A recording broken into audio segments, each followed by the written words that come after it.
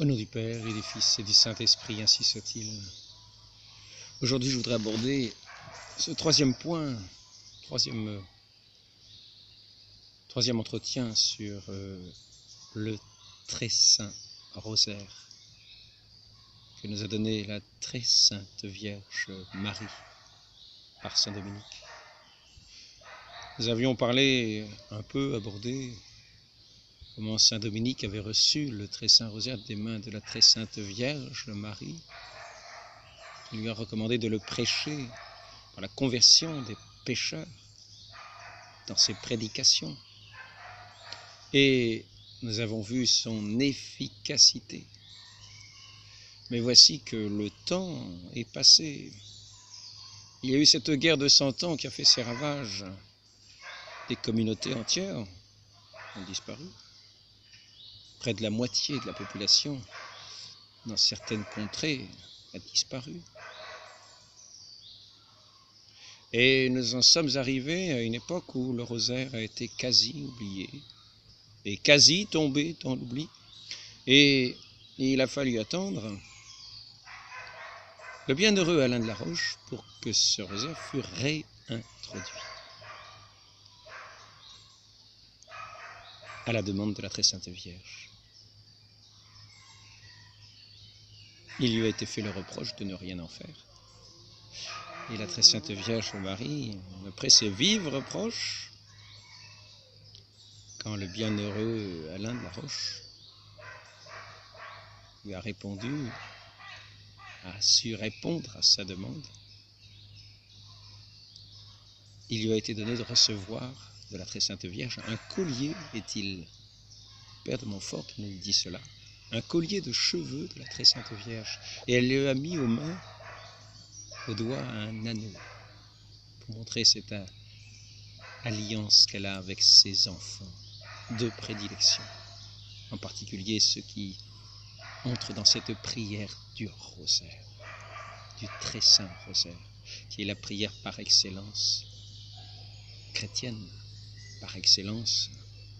Je ne parle pas de la Sainte Messe, qui est le saint sacrifice de notre Seigneur par lequel nous avons le salut. Mais cette prière du rosaire, qui est la prière chrétienne, car nous avons vu qu'elle nous faisait entrer dans cette sorte de participation au mystère de la vie du Christ, par cette méditation, ces différentes étapes de la vie de notre Seigneur que nous faisons nôtres, et qui d'une certaine manière sont méditées, sont ressassées, sont revues, viennent habiter nos cœurs pour devenir chair dans nos vies. Nous qui sommes dans la foi, dans la communion, à la Sainte Hostie, le corps du Christ, l'Église étant le corps mystique de notre Seigneur Jésus-Christ dont il est la tête. Et par la méditation, par l'entrée en prière dans le très saint rosaire de cette vie divine de notre Seigneur Jésus-Christ, lequel nous nous remémorons les différents moments de sa vie, dans cette prière qui est un mouvement du Saint-Esprit, de cet esprit qui est à la fois un esprit de paix, un esprit de vie, l'esprit créateur, l'esprit vivificateur, l'esprit sanctificateur, cet esprit de joie. Et dans cette joie, cette prière, cette joie quelquefois douloureuse, mais joie parce que c'est la joie du salut qui nous apercevons tout au bout, tout à l'horizon de cette vie, de la prière, de cette espérance en notre Dieu, même quand ici-bas nous sommes dans les mystères douloureux, nous gardons au cœur cette espérance et cette joie inséparables. Ainsi, quand nous contemplons les mystères de la vie du Christ, dans la méditation de ce rosaire, dans la prière, dans ces prières qui nous ont été apprises par un ange, apprises par l'Église, apprise par notre Seigneur, apprise par l'enseignement des saints apôtres. À ce moment-là, ce mouvement de l'esprit, ce mouvement de joie nous fait contempler, nous fait être nôtres, nous fait vibrer à cette vie divine que nous contemplons dans les traits de notre Seigneur, tels que nous les connaissons révélés par l'Écriture.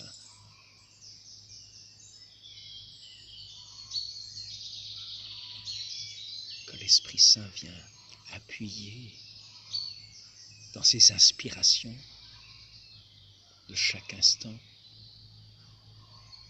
auquel nous ouvre plus particulièrement ce qui est la prière. Ainsi, je voudrais continuer. Nous avons vu le credo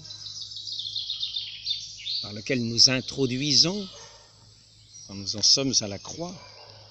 Commençons le chapelet par la croix où nous disons ce credo, cette foi dans ce Dieu qui s'est incarné, dans ce Dieu tout-puissant, notre Père, qui nous a donné son Fils qui s'est incarné, qui a grandi et qui s'est fait homme, qui est mort sur cette croix pour notre salut et qui est ressuscité et dans la gloire du ciel, où il nous invite pour être nous aussi couronnés, nimbés de cette gloire selon la proportion de la vie de sainteté que nous aurons eue ici-bas, auquel notre corps aura lui-même participé. Et donc, il nous reste à voir cette prière qui est celle qui est le plus prononcée quand nous disons le chapelet, qui est une adresse à la très sainte Vierge Marie, que le Christ, notre Seigneur, nous a confiée comme étant notre mère. Et quand nous nous adressons à la très sainte Vierge Marie, il ne faut pas oublier que, avant d'être une parole, un rabâchage d'une parole, nous nous adressons dans nos prières à des personnes. Quand nous nous adressons à notre Père, nous adressons à notre Père céleste. Nous qui parlons de la bouche du Christ étant son corps, nous qui nous adressons avec cette prière que le Christ, le Fils unique de Dieu, adresse et nous a appris à adresser à celui que notre Seigneur Jésus-Christ a bien voulu, en nous faisant enfants du Père, enfants, fils de son Père, fils adoptif de son Père. Il nous a placé cette prière sur notre bouche et nous nous adressons effectivement à celui qui nous a été donné pour notre Père, ce Dieu tout-puissant, ce Dieu de bonté. Et nous ne devons jamais oublier quand nous disons ces paroles, notre Père qui es aux cieux, de nous adresser véritablement à notre Père céleste et non pas de parler aux arbres, ou de parler aux murs, ou de parler au vent, mais de parler à cette première personne divine, origine de tout, de toutes choses. Et ainsi, nous devons, autant que nous le pouvons, considérer cette personne divine, dans sa sainteté, dans sa sublimité, dans la joie d'être ses enfants réconciliés par son Fils unique. De même, lorsque nous nous adressons à la très sainte Vierge Marie, nous ne faisons pas que proférer des mots qui se succèdent, comme débitant des paroles à toute allure, non. La vitesse, à la limite, je dirais, importe peu. Ce qui compte, c'est le respect. C'est de nous adresser à cette Sainte Mère qui nous a été donnée et que nous savons être présente au bout de cette prière que nous disons. Quand nous adressons cette prière, nous nous adressons à une personne. très sainte Vierge Marie, qui sait se rendre présente à ses enfants, sinon nous ne la prierions pas. Si nous la prions, c'est que nous la savons présente, et si nous la savons présente, nous nous adressons véritablement à elle. Et que lui disons-nous? Nous lui disons cette parole que lui a adressée l'ange lors de l'incarnation, cette parole qui a bouleversé sa vie, cette parole qui dit une vérité, qui est une reconnaissance de la part d'un ange vers cette humble créature, la très sainte Vierge Marie, la reine du ciel et de la terre. Je vous salue, Marie, pleine de grâce. Notre très sainte Mère, la très sainte Vierge Marie, nous lui adressons ces paroles que l'ange lui-même, survenu au milieu de sa prière, lui a adressées. Je vous salue, Marie, pleine de grâce. Quel réconfort de s'entendre dire, nous, pauvres humains, que nous sommes dans la grâce de Dieu. Que non seulement nous sommes dans la grâce de Dieu, mais que nous sommes emplis, pleins de cette grâce, qui n'a pas de défaut, qui n'a aucune faille. Car quand nous disons « Je vous salue Marie, pleine de grâce », cela veut dire qu'il n'y a en elle nulle ombre, nulle trace d'ombre.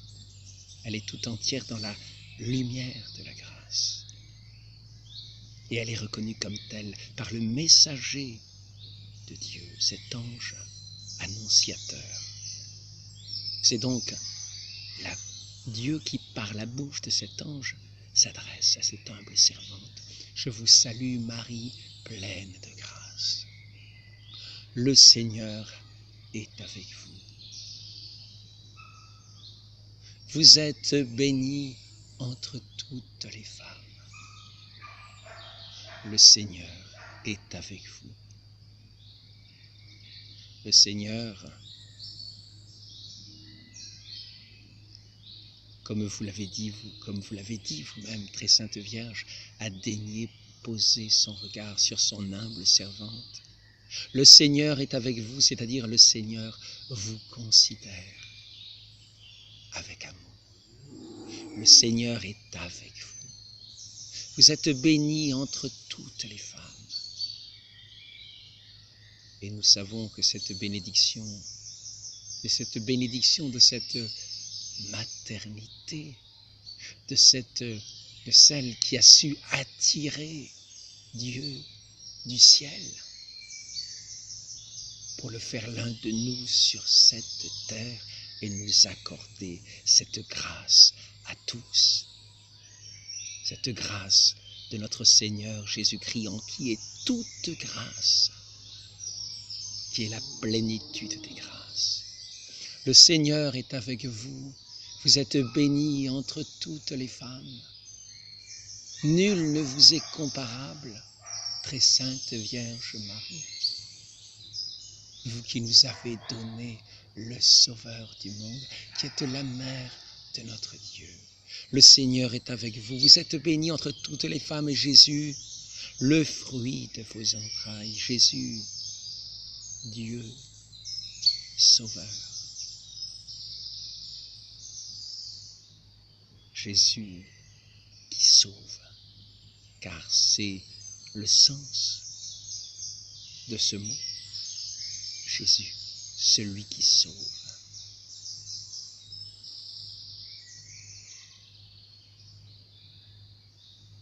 Jésus, le fruit de vos entrailles. Vous êtes très sainte Vierge Marie, comparable à cet arbre du jardin du paradis, dont le fruit, notre Seigneur Jésus-Christ, est le fruit de vie. Pourrions-nous dire que vous êtes aussi le paradis de Dieu, dans lequel il a daigné venir faire sa demeure. Lui, le Verbe éternel incarné, la sagesse éternelle incarnée, est venu faire sa demeure dans votre sein pendant 9 mois. Et vous nous donnez ce fruit mûri en votre sein, qui est la sagesse de toujours à toujours, pour la faire éclore aux yeux de notre humanité, afin que nous en goûtions ce fruit, que nous en rassasions, lui qui est non seulement le parfum délectable de nos âmes, mais le pain vivant, cette nourriture solide, ce fruit qui vient rafraîchir nos vies qui étaient comme desséchées, comme nous étions, comme nous le savons, par le péché d'Adam qui nous avait communiqué la mort, nos âmes, nous étions morts. Et ce fruit de vie que vous portez dans votre sein, très sainte Vierge Marie, est celui qui redonne la vie à nos âmes, qui nous fait renaître à cette vie nouvelle, vous, notre mère, par vous, notre mère, dont votre Fils est le premier-né.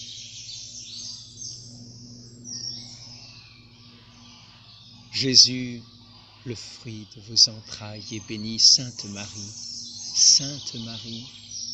qui participez à la sainteté de Dieu, qu'il vous communique, car il n'y a pas de sainteté hors de la sainteté de Dieu.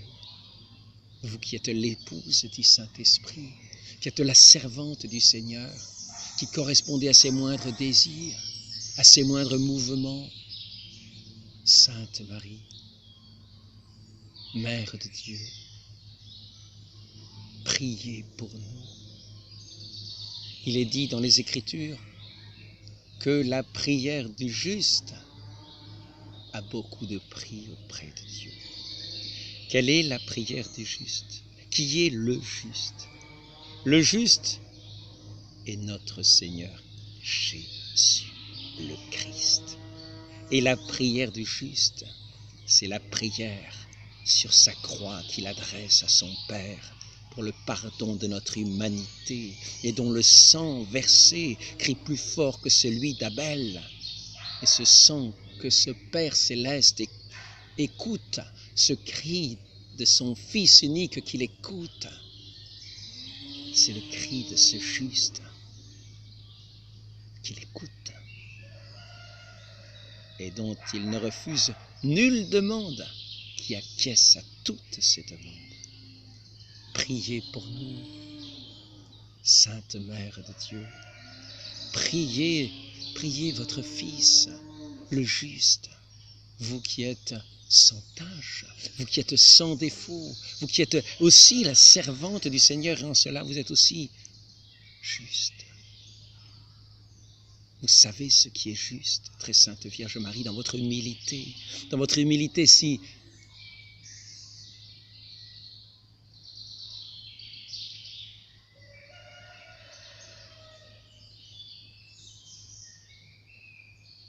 si reconnaissante.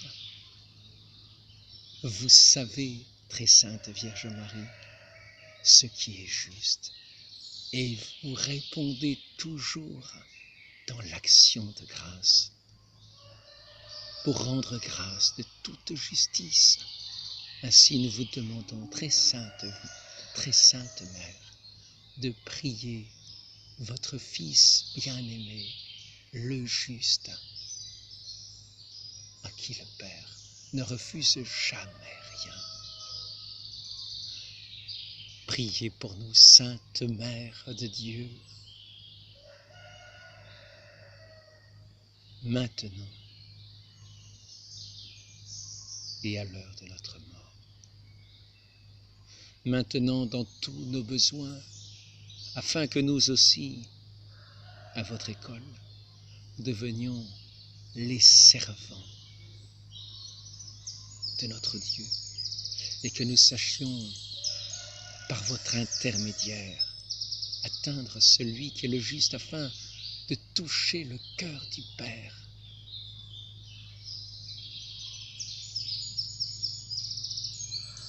Pour être véritablement ses enfants, réconciliés à lui par le sang de son Fils unique et bien-aimé.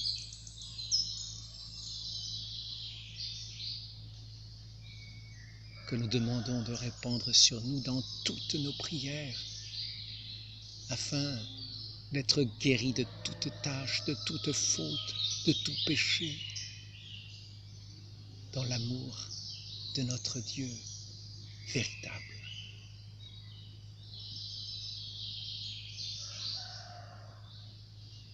Quand nous adressons notre prière à la très sainte Vierge Marie, nous parlons à celle qui est la mère de notre Seigneur, qu'il nous a donnée pour notre mère, qui étant la mère de celui qui est la plénitude de la grâce, dans la communion à son Fils nous fait naître aussi à cette grâce qu'il veut nous communiquer. Ainsi, sachons toujours considérer, quand nous nous adressons à notre très sainte Mère, qu'elle est là, présente, et que nous nous adressons véritablement à elle, la servante du Seigneur, et la servante aussi de ses enfants. Car maintenant qu'elle est montée au ciel, dans cette gloire céleste, qu'elle est la reine de l'univers, elle n'est pas dédaigneuse pour autant. Si elle est reine, c'est qu'elle considère chacun des enfants de Dieu, chacun de ses enfants qui sont nés par la grâce, qui sont nés de son oui donné à cet ange lors de l'incarnation. Nous nous adressons à notre très sainte Mère et pensons-le bien, gardons-le bien présent à l'esprit. Quand nous nous adressons à la très sainte Vierge Marie, ne parlons pas comme des moulinets. Sachons qu'elle est présente et qu'elle écoute ses enfants. Et parlons-lui du fond de notre cœur, en répétant ces paroles, toujours nouvelles dans notre bouche, car toujours entrant dans ce grand mystère de l'amour, toujours nouveau, incessant, infini, inaltérable, qui nous fait plonger comme dans un océan d'amour.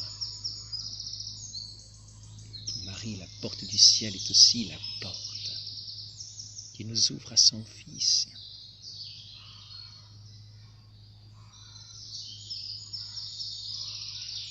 À ce Dieu dont nous étions à l'image et qui s'est rendu semblable à nous.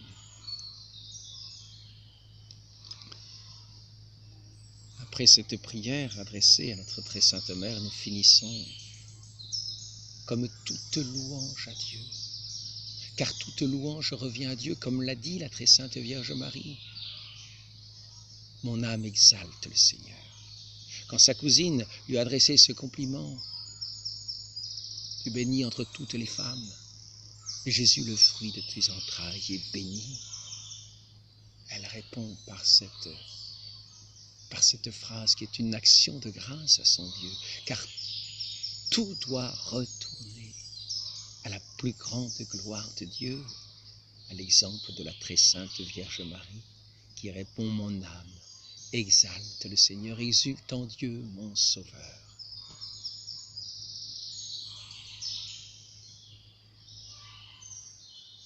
Ainsi, nous finissons cette prière de chaque dizaine du chapelet, car nous commençons par la croix, le credo,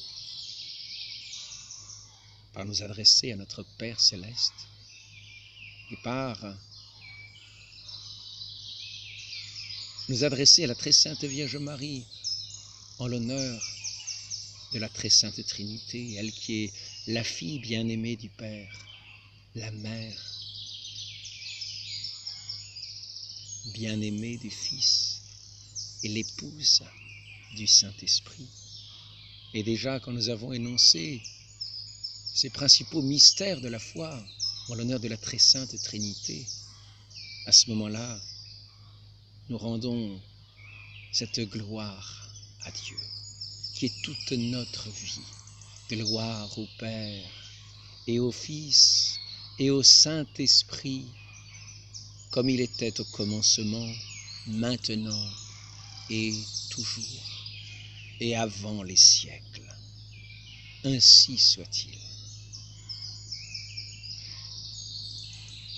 Ainsi, à la fin de chaque dizaine du chapelet, car ce chapelet qui comprend les 5 mystères joyeux que nous avons vus dans la première partie de notre entretien, comprend aussi « Dis, je vous salue Marie » et tous ces mystères finissent par cette action de rendre gloire à Dieu, ainsi que toute notre vie, ici-bas, déjà, doit nous amener en toutes choses, dans toutes nos actions, dans tous nos actes, et dans cette prière également, à rendre gloire à Dieu, à ce Dieu très saint, à ce Dieu qui est Père, Fils et Saint-Esprit, un seul Dieu. 3 personnes qui sont énoncées par ces 3 grains, et un seul Dieu, gloire au Père, au Fils et au Saint-Esprit. Une seule substance divine, un seul et même Dieu.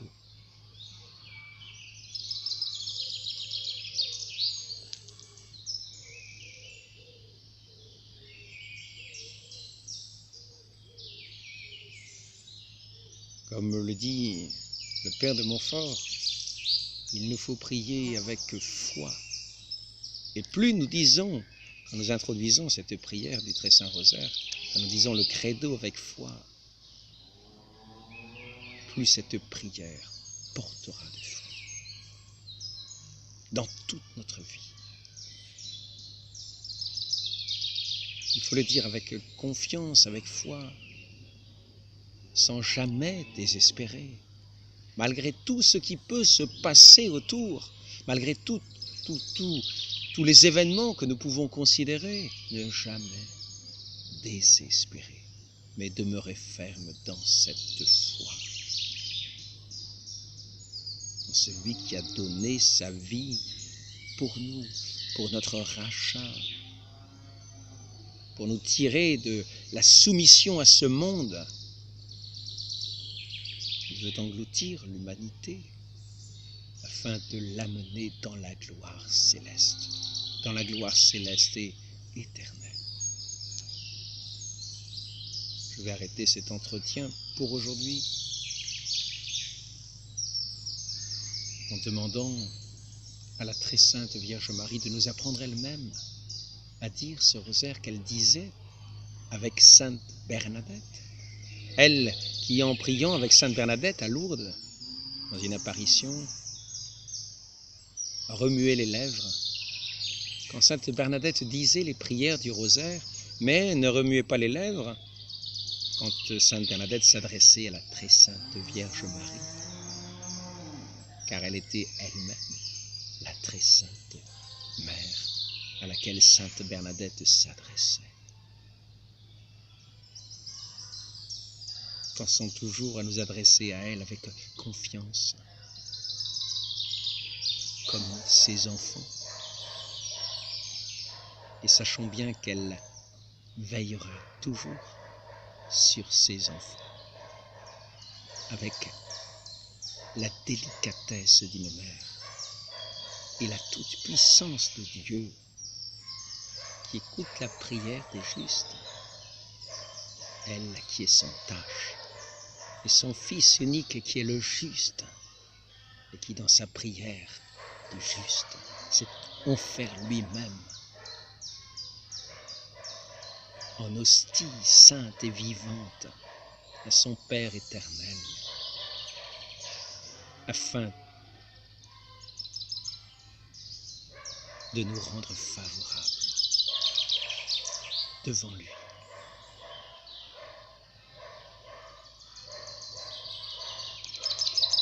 Ainsi soit-il, au nom du Père et du Fils et du Saint-Esprit, ainsi soit-il.